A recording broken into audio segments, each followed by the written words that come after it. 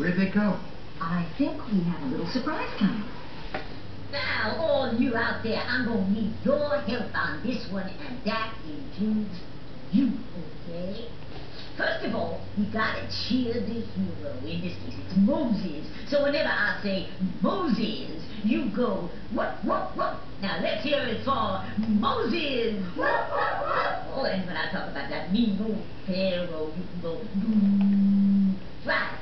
And when anything happens that's good, what are you gonna do? Yeah! And whenever I talk about being a slave, now that is no. And you go, no. Do you want to be a slave? No. Okay. Now, it says right here in the Haggadah that you got to imagine that you was back in Egypt. You was back in Egypt. You, in those good old bad old days. Can you imagine that you are a slave? No. Well, you got to, because it says right here that God did not only free the Jews, He wanted to free everybody forever from being a slave. No. Now, that's very important. Shall I read that again? No.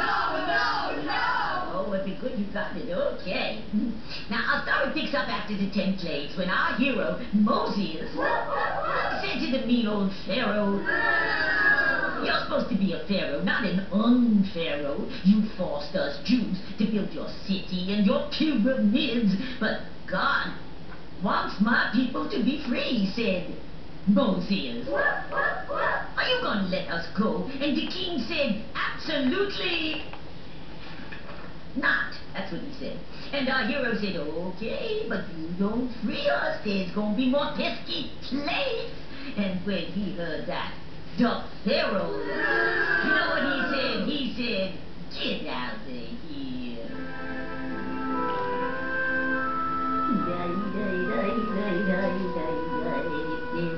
This is the story about Moses.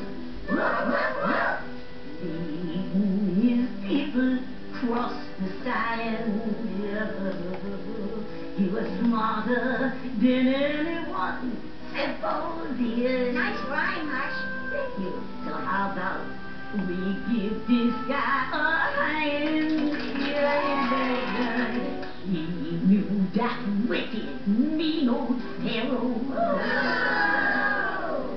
wanted the Israelites to stay. The king could not be trusted. Our hero got disgusted. And that's when the Israelites heard him say, "Let's get going, to the promised land. Pack up your backpack, get on your ship, time to hit the sand. Farewell, Pharaoh, we are out the door. Sorry, dude, we're free at last. We are slaves no more. Freedom's what's in store." And so each of the Israelites packed a very small bag, probably just big enough to hold some unbaked bread. And then they split. The Israelites set out at last, with Moses leading, moving fast across the desert. Man, how they did flee! Must have been a couple hundred miles they fled till they came to the seaside colored red. They stopped and baked their bread by the big Red Sea. They were hungry. Then Moses, he said, "Guys, I hate to make a fuss, but right back there is the army of the Pharaoh. They're following us. I know your bread is baking. It hasn't had time to rise, but if we sit around, we'll all go down, and that would be alright." So there they were, the raging Red Sea in front of them, and all them Egyptian soldiers back of them. And so Moses, he said, "Okay, God, time for a miracle." And then Moses, he threw down his rod, just like that. And there was a flash of lightning, and a clap of thunder. And the Red Sea split into two halves, smack dab down the middle, with dry land in between. And that's when Moses, he said, "Let's get going. To the promised land.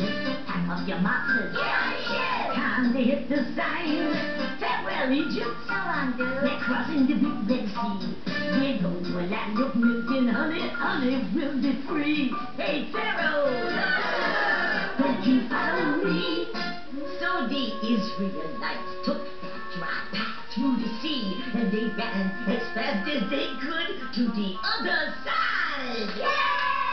You see, when the Egyptian soldiers got to the sea, they just didn't see just the sea. They saw that dry path in the middle of the sea, and they began chasing the Israelites down that dry path. Uh-oh, here comes trouble. But don't you worry, don't you fret. The good Lord, he did not forget. As soon as the Egyptians were in the middle of the dry path, there was another flash of lightning, and another clap of thunder.